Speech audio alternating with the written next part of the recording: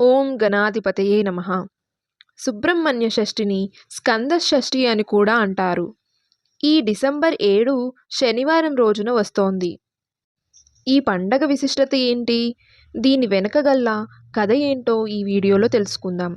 మా ఛానల్ని సబ్స్క్రైబ్ చేసి మమ్మల్ని సపోర్ట్ చేయాలని కోరుకుంటున్నాను.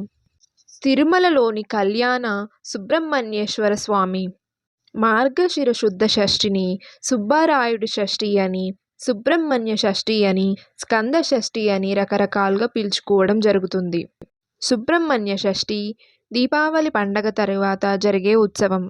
ముఖ్యంగా తమిళనాడులో సుబ్రహ్మణ్యేశ్వర స్వామి దేవాలయాలు మరియు కుమారస్వామి వాళ్ళ దేవాలయాలు గల ప్రతి చోట శ్రీ సుబ్రహ్మణ్యేశ్వర షష్ఠి రోజు దీపావళి అమావాస్య తర్వాత వచ్చిన షష్ఠి నాడు విశేష పూజలు జరుగుతాయి. ఆలయ సమీపంలో తిరునాళ్ళ వినోద కార్యక్రమాలు జరుపుతారు. సుబ్రహ్మణ్య స్వామికి ఉన్న పేర్లు. సుబ్రహ్మణ్యునికి షణ్ముఖుడు అంటే 6 ముఖాలు గలవాడు అని, పార్వతి పిలిచిన పదాన్ని బట్టి స్కందుడు అని అంటారు. కృత్తిక నక్షత్ర సమయంలో అవతరించాడని కార్తికేయుడు అని అంటారు. శూలము ఆయుధముగా గలవాడు శూలాయుధుడు అని అంటారు. శరవణ భవుడు అంటే శరములో అవతరించిన వాడు. గంగలో నుంచి వచ్చినవాడు కాబట్టి గంగేయుడు అని, దేవతల సేన నాయకుడని, సేనాధిపతి అని అంటారు. బ్రహ్మజ్ఞానము తెలిసిన వారు కాబట్టి సుబ్రహ్మణ్యుడు అని అంటారు. దోషాల నివారణకు సుబ్రహ్మణ్యేశ్వర స్వామి షష్ఠి నాడు సుబ్రహ్మణ్యేశ్వర స్వామిని పూజించడం తప్పనిసరి. నాగదోష నివారణకు సంతానం లేమి, జ్ఞాన వృద్ధి, కుజదోష నివారణకు సుబ్రహ్మణ్య ఆరాధననే త్రణోపాయం. స్కంద పంచమి షష్ఠి రోజుల్లో శ్రీవల్లి దేవసేన సమేత సుబ్రహ్మణ్య స్వామిని భక్తి శ్రద్ధలతో ఆరాధిస్తే సకల సంపదలు, సుఖవంతమైన జీవితం చేకూరుతుందని స్కంద పురాణం చెబుతుంది. పూజా మందిరంలోని సుబ్రహ్మణ్యేశ్వర స్వామి పటాన్ని పసుపు కుంకుమలతో పుష్పాలతో అలంకరించుకుని సుబ్రహ్మణ్యాష్టకంతో స్వామిని ప్రార్థించే వారికి ఇతి బాధలు తొలగిపోతాయని విశ్వాసం.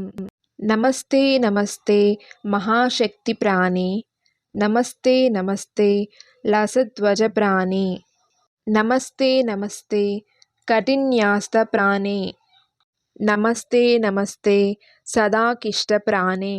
ఒక చేతిలో మహాశక్తి ఆయుధాన్ని, ఒక చేతిలో ప్రకాశవంతమైన వజ్రాయుధాన్ని, ఇంకొక చేతిని కట్టిపై ఉంచి మరొక హస్తంతో అభయప్రదానం చేస్తున్న శ్రీ సుబ్రహ్మణ్యేశ్వర స్వామికి నమస్కారాలు అని శరణు వేడిన వారికి శక్తియుక్తుల్ని, ఐశ్వర్య ఆరోగ్యాలను ప్రసాదిస్తాడు. సుబ్రహ్మణ్యేశ్వర స్వామిని నాగరూపంలో ఎందుకు పూజించాలి? మార్గశిర శుక్ల షష్ఠికే సుబ్రహ్మణ్యేశ్వర షష్ఠి అని పేరు. శివపార్వతుల కుమారుడైన కుమారస్వామినే సుబ్రహ్మణ్యుడు అంటారు. తారకాసుర వధ కోసం జన్మించిన ఇతడు పసిబాలుడిగా తల్లి ఒడిలో ఉన్న సమయంలోనే ప్రణవ మంత్ర రహస్యాన్ని శివుడు పార్వతికి వివరించారట. దానిని పార్వతీతో పాటు కుమారస్వామి కూడా విని పూర్తిగా ఆకలింపు చేసుకున్నాడు. ఆ మంత్రార్థాన్ని తెలుసుకున్నాననే అహంకారం కూడా పెరిగిపోయి బ్రహ్మదేవునితో వాదనకు దిగాడని, విరించినే ధిక్కరించే సాహసం చేశాడని తెలుసుకున్న శివుడు కుమారుని మందలించి ప్రాయశ్చిత్తంగా యోగ సాధన చేయమన్నాడు. తండ్రి మాటను శిరోధార్యంగా సాధన ప్రారంభించాడు. ఆ సాధనా క్రమంలో మూలాధార చక్రంలో నిద్రాణంగా ఉన్న కుండలిని శక్తి మేల్కొని క్రమంగా మణిపూర్వక, స్వాదిష్టాన, అనాహత, విశుద్ధి, ఆజ్ఞ చక్రాలను దాటి సహస్రం వరకు వ్యాపించి బుద్ధి వికాసం జరిగింది. ఇన్ని చక్రాలు మన శరీరంలో ఇమిడి ఉన్న తీరు సర్పాకృతిలో ఉంటుంది.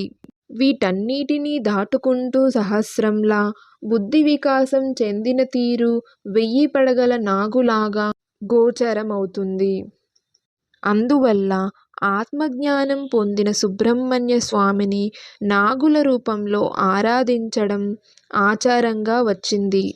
కరాల సర్పదోషాలలో ఏ ఒక్కటి ఉన్నా సుబ్రహ్మణ్య షష్ఠి నాడు సర్పసూక్తం చదువుతూ ప్రత్యేక పూజలు చేయడం ఒక్కటే ఉపాయం. షష్ఠి తిథి నాడే స్కందుడు 6 కృత్తికల నుంచి ఏకకాలంలో పాలు తాగాడని, అందుకు వీలుగా 6 ముఖాలుంటాయని పురాణోక్తి. అందుకే ఆయనను షణ్ముఖుడు అంటారు. మనిషి వెన్నెముకలోని షట్చక్రాలకు 6 ముఖాలు సంకేతములని, సర్పాకారంగా వ్యాపించి ఉండే కుండలిని శక్తి అనే సూక్ష్మనాడిని షణ్ముఖుడని అంటారు. జానిలో పాము తోక మూలాధారంలో, తల సహస్రంలోని పరమేశ్వరునిలో ఐక్యం పొంది ఉంటాయి.